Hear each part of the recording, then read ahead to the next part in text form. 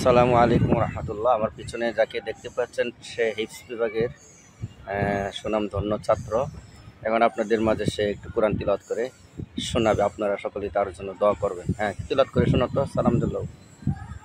আসসালামু আলাইকুম রহমতুল্লাহি ওয়া বারাকাতুহু।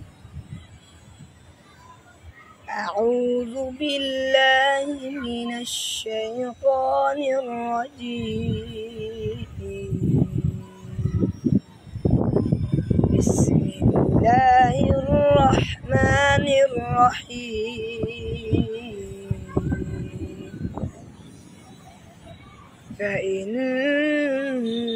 فإنكم وما تعبدون ما أنتم عليه بفاتنين إلا من هو صال الجحيم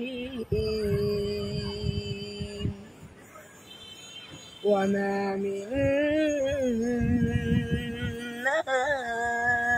إلا له مقام معلوم وإنا لنحن الصافون.